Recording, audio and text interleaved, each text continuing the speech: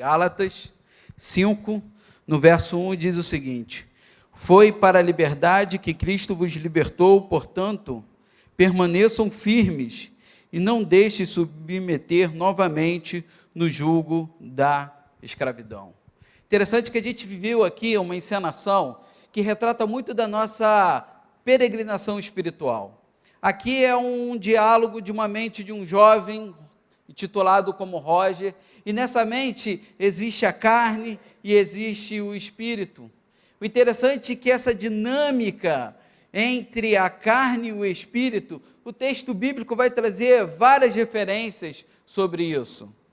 Então, a gente, quando olha para os textos bíblicos, vão falar das experiências que a gente tem com o Espírito Santo de Deus. E como a gente vive essas experiências. Então, se a gente for em Gálatas, no capítulo 5, no verso 17, Paulo vai dizer assim, pois a carne deseja o que é contrário ao Espírito, e o Espírito, o que é o contrário à carne. Eles estão em conflito um com o outro, e de modo que vocês não fazem o que desejam. O que Paulo está dizendo assim, existe um conflito dentro de todos nós, que faz com que constantemente a gente esteja rivalizando sobre a nossa carne e o Espírito de Deus que está em nós. Existe um conflito que dificulta a nossa tomada de decisão, as nossas escolhas, e que a gente precisa ter orientações espirituais para saber como que a gente reage, de que forma a gente responde a esse conflito.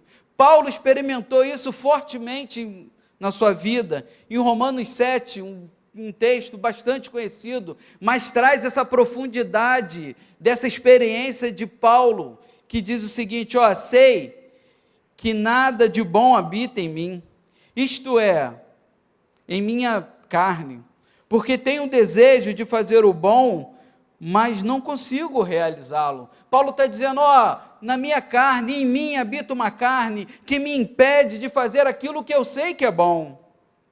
Pois o que faço não é o bem que eu desejo, mas o mal que eu não quero, esse eu continuo fazendo. Quem não vive essa experiência? Quem não se viu no Roger aqui, que diante de tantas escolhas, fica contabilizando, rivalizando entre aquilo que a gente ouve da palavra de Deus, aquilo que a gente entende que é a direção do Espírito Santo e as nossas inclinações da carne. Quem nunca viveu essa experiência num relacionamento onde você tem que colocar aquilo que você ouve da palavra de Deus em prática a respeito do que a sua inclinação da carne está te levando a fazer? Quem nunca viveu essa experiência quando está diante de fazer um negócio onde o ilícito facilita todo um processo para você e você tem que colocar desculpas, motivos, para que você continue fazendo aquilo que é ilícito, mas o Espírito Santo de Deus em você vai te incomodando, vão tratando isso, vão te mostrando o caminho da verdade.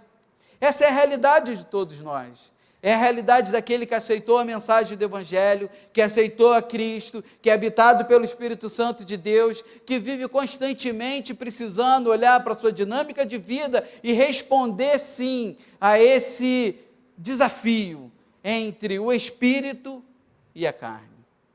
Então eu queria pensar com vocês hoje, meus irmãos, a respeito desse conflito, mas a gente olhando para o livro de Gálatas.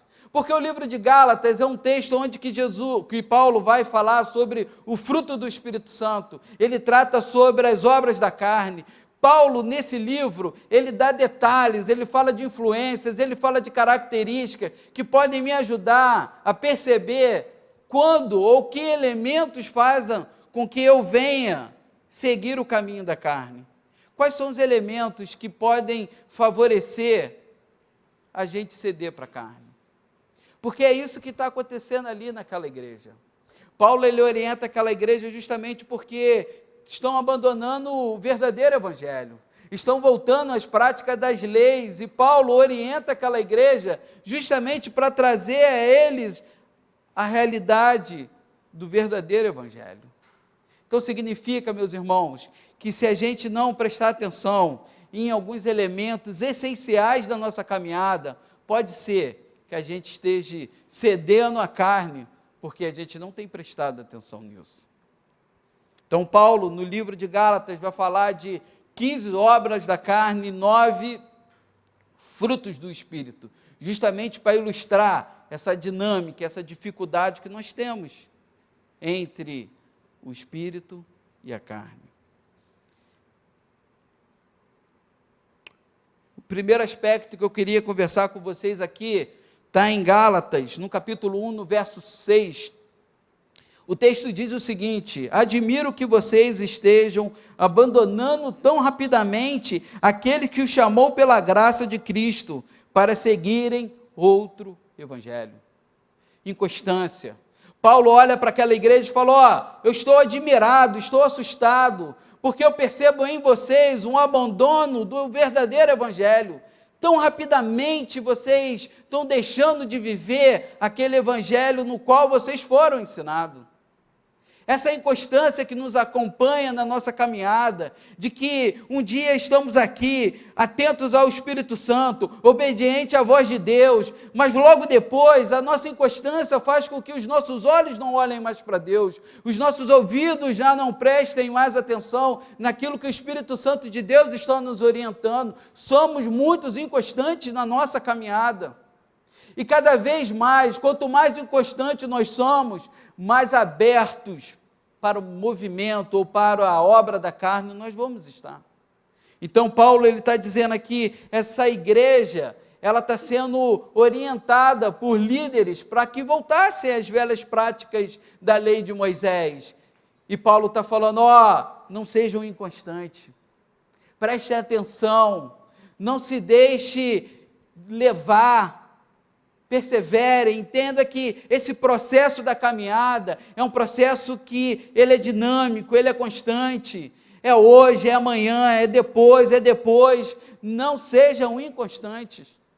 O que a gente mais vê na nossa dinâmica de caminhada são pessoas que abandonam o caminho da fé pela inconstância, abrem mão com muita facilidade, estão muito abertos a qualquer outra coisa que te ensine, estão muito abertos a outro evangelho que se enquadre dentro da sua necessidade, dentro da sua vontade, estão muito abertos a qualquer outra coisa que não é o evangelho de Deus. E Paulo está falando, muito me admira a inconstância de vocês.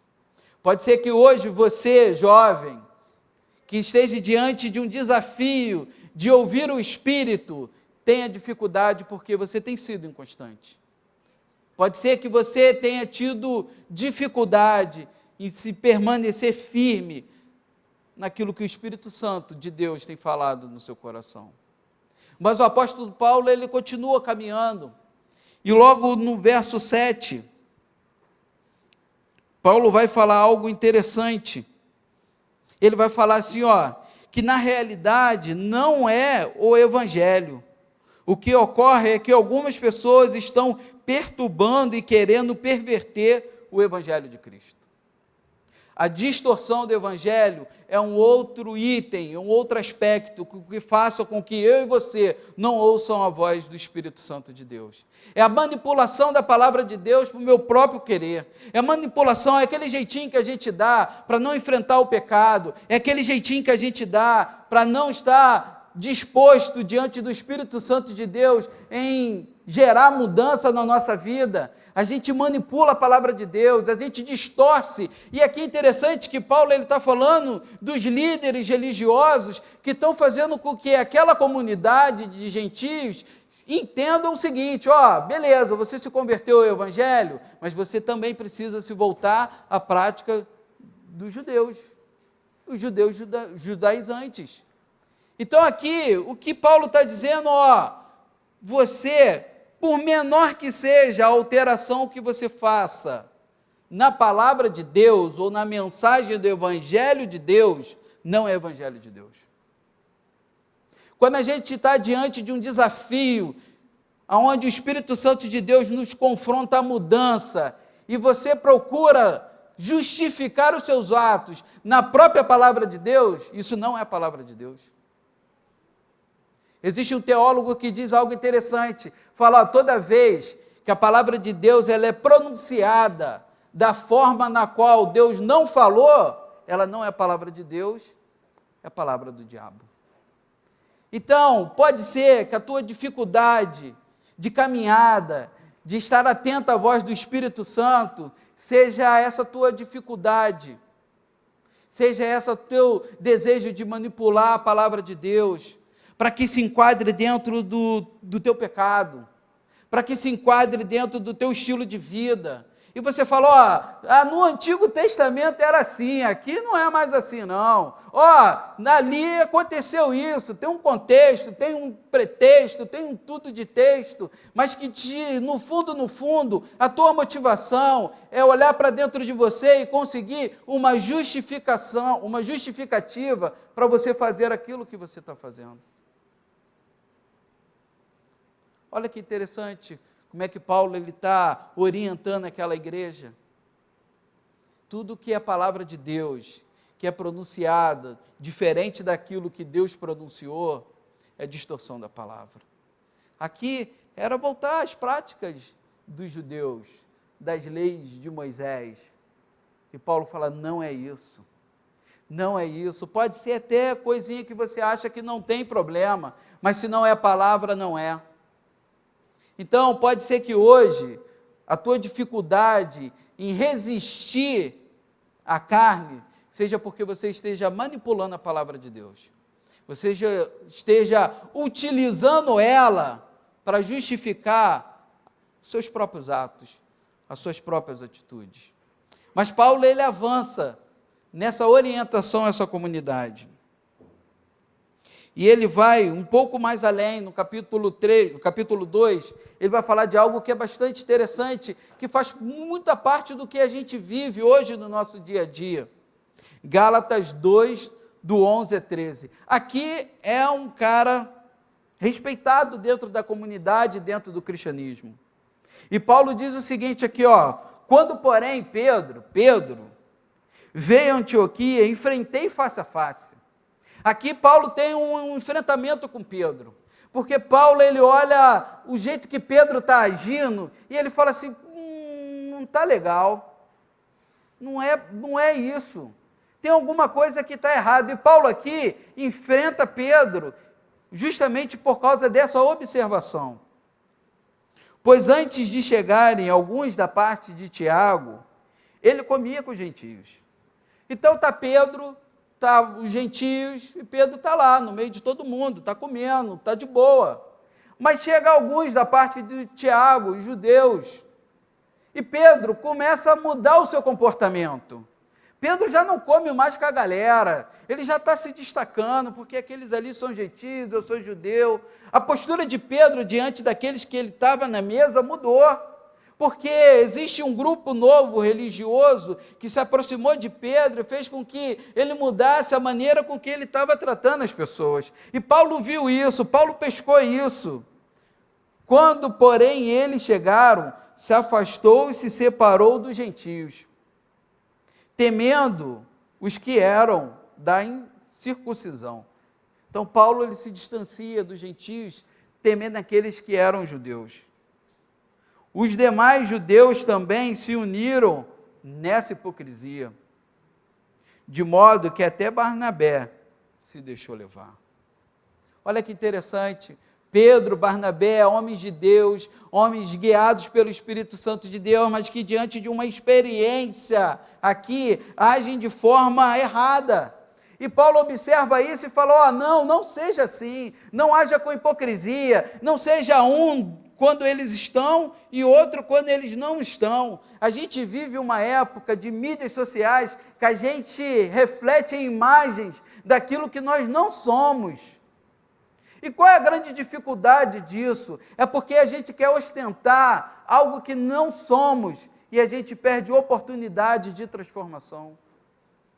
A gente quer dizer que a gente é santo demais, que a gente é devoto demais, que a gente busca demais a palavra de Deus, mas a gente, na nossa intimidade, na nossa individualidade, a gente guarda pecados, a gente coleciona pecados, a gente não está liberto, mas a gente, no nosso exterior, na nossa estética espiritual, a gente está pronto demais. como eu tenho me deparado com pessoas que têm tido esse tipo de dificuldade, de perceber que no seu mais íntimo existem coisas que precisam ser corrigidas. São pessoas que dentro da igreja, no discurso religioso, falam do amor de Deus, mas dentro das suas próprias casas não conseguem fazer com que isso seja uma realidade. São pessoas que falam de amor ao próximo, mas no seu dia a dia não conseguem vivenciar isso na sua experiência. Pessoas que têm um discurso, uma aparência, mas no fundo,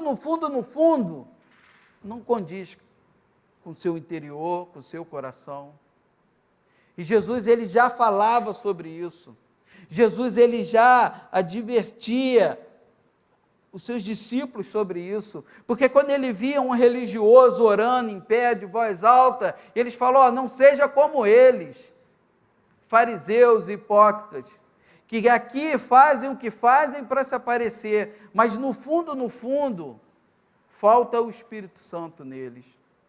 Pode ser que esse seja a sua dificuldade, de resistir às obras da carne na sua vida, porque você está estético demais, você está guardando muita pose daquilo que você não é, você não tem enfrentado no teu dia a dia o que realmente precisa ser mudado, você não tem colocado diante de Deus aquilo que você sabe que precisa ser mudado na sua vida, aquilo que você sabe que te impede de ouvir a voz do Espírito Santo de Deus.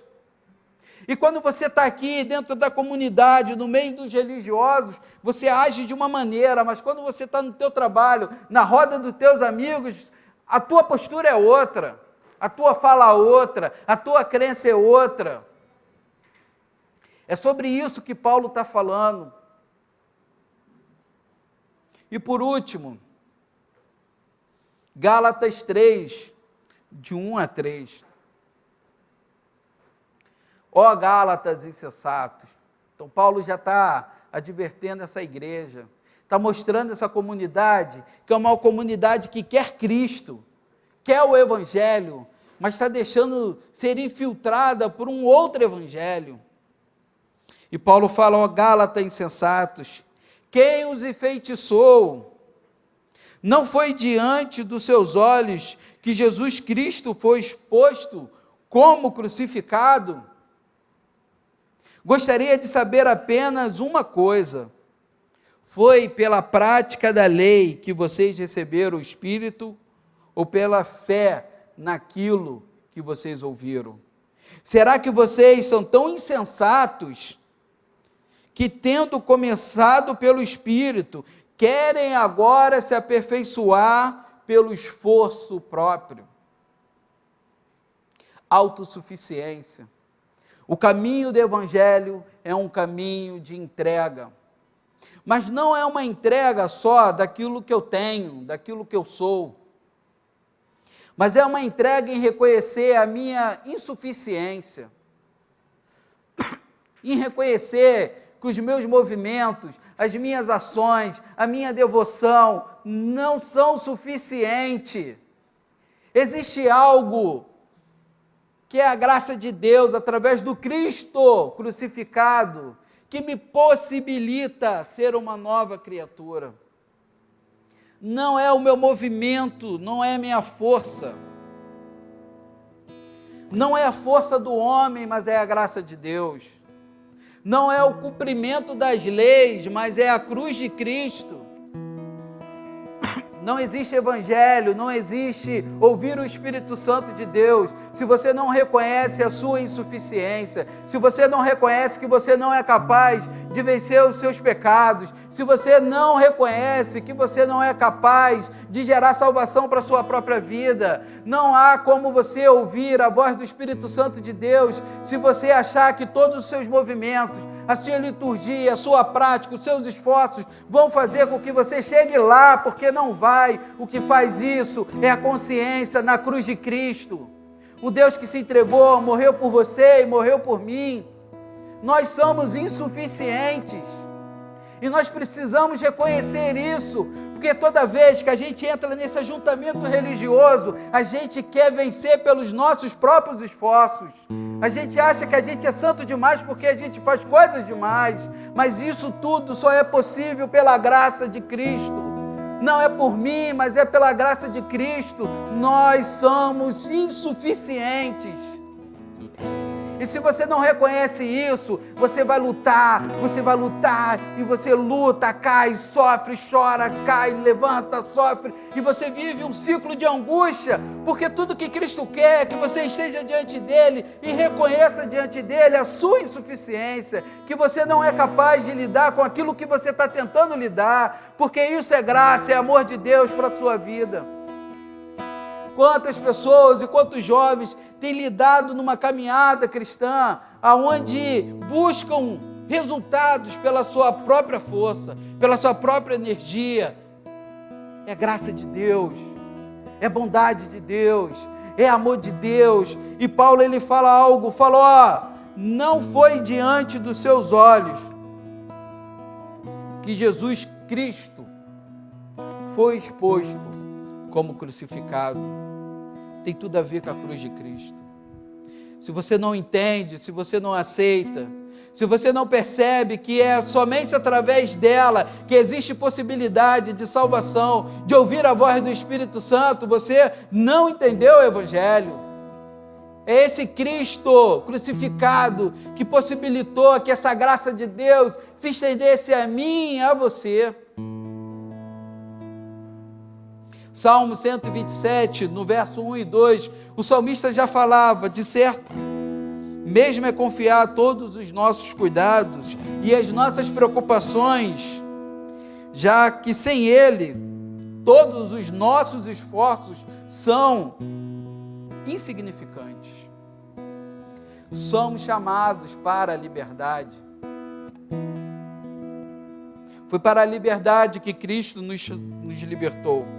Portanto, permaneçam firmes e não deixe de submeter a um jugo de escravidão. Vivam como? Paulo orienta essa igreja, pelo Espírito, de modo que nenhum satisfarão os desejos da carne.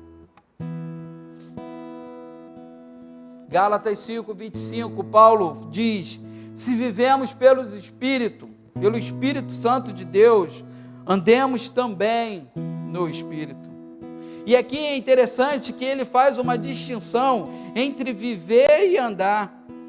Então, viver expressa uma comunhão permanente, como andar expressa uma aplicação constante. Então, Paulo está dizendo assim, você precisa ter uma comunhão permanente com o Espírito Santo de Deus, mas também precisa ter uma aplicação constante. Por fim, eu vou ler uma paráfrase da Bíblia, da Bíblia A Mensagem, de Gálatas 5, a partir do verso 19. Interessante dessa paráfrase que o autor ele fez uma aplicação daquilo que ele entendeu da palavra. E eu achei muito interessante a maneira com que esse autor ele trouxe essa paráfrase. E diz o seguinte, todos conhecem o tipo de vida de uma pessoa que quer fazer o que bem entende. Sexo barato e frequente, mas nenhum amor. Vida emocional e mental detonada. Busca freneticamente por felicidade, sem satisfação. Deuses que não passam de peças decorativas. Religião de espetáculo, solidão paranoica, competição selvagem, consumismo insaciável, temperamento descontrolado, incapacidade de amar e de ser amado, lares e vidas divididos, coração egoísta e insatisfação constante, costume de desprazer ao próximo, vendo todos rivais, vícios incontroláveis, tristeza, paródia de uma vida em comunidade. E se eu fosse continuar a lista, seria enorme. Essa não é a primeira vez que venho advertir vocês. Se usarem a liberdade desse modo, não herdarão o reino dos céus. Mas vamos falar de uma vida com Deus. O que acontece, como vivemos no caminho de Deus. Deus faz surgir em nós o dom, como frutas que nascem no pomar, afeição pelos outros, uma vida cheia de exuberância, serenidade, disposição de comemorar a vida, um senso de compaixão no íntimo e a convicção de que há algo de sagrado em toda a criação e as pessoas. Nós nos entregamos de coração ao compromisso que importa, sem precisar forçar a barra. Nos tornamos capazes de organizar e direcionar sabiamente as nossas habilidades. Essa é a diferença daqueles que vivem pelo Espírito e daqueles que são movidos pelas obras da carne.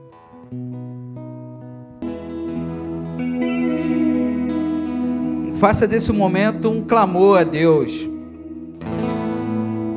porque o que Paulo diz à igreja de Gálatas tem tudo a ver com a gente, tem tudo a ver comigo, tem tudo a ver com você. Não são poucas as vezes que diante da nossa caminhada a gente vai estar mais tendencioso à carne do que ao Espírito. E para que a gente vença isso, para que a gente resista, para que a gente mude esse jogo, a gente tem que buscar o Senhor. A gente tem que estar atento àquilo que tem nos feito olhar para a carne. Mas a gente tem que nos conectar e dar espaço ao Espírito Santo de Deus. Esse mês, nos jovens, a gente fez leituras semanais com temas mensais. E o tema desse mês foi fruto do Espírito Santo. Então a gente falou sobre o que era o Espírito Santo, teve texto que falou qual o papel do Espírito Santo, a gente leu texto sobre frutos do Espírito Santo, mas tudo isso, existe um momento na minha vida e na sua vida que nós precisamos dizer sim. A gente precisa dizer sim para o Espírito Santo de Deus. A gente precisa dizer sim para esse movimento de Deus. E que hoje você se posicione diante de Deus, dizendo um sim para Ele, um sim para o Espírito Santo, um sim para que Ele enche a sua vida, para que Ele mude a sua vida, teu relacionamento, a maneira com que você lida com os teus filhos, com a tua esposa. Diga um sim para Deus. Pai, é no teu nome que a gente coloca nossas vidas, ó Pai. A vida dos meus irmãos que estão aqui, mas daqueles que também me assistem, para que nós possamos se posicionar diante do Senhor, ó Pai, dizendo sim para Ti, sim para o Teu Espírito, sim para o Teu movimento, para a Tua mudança. Encha-nos com Teu Espírito Santo, ó Pai, para que nós possamos, ó Pai, ouvir a Tua voz, dar ouvido e espaço para o Espírito Santo de Deus na nossa vida, para que a gente não seja mais o mesmo, para que a gente não viva do mesmo jeito, para que essas aflições do dia a dia não tirem de nós a paz, porque essa paz é prometida através do Espírito Santo de Deus, para que as nossas seguranças diante de uma pandemia não sejam abaladas, porque confiamos no Senhor, ó Pai, mas que nós possamos se posicionar diante do Senhor como sim para o Teu Espírito, ó Pai. Muito obrigado por tudo, obrigado por essa celebração, ó Pai, obrigado por cada louvor, em nome de Jesus, amém.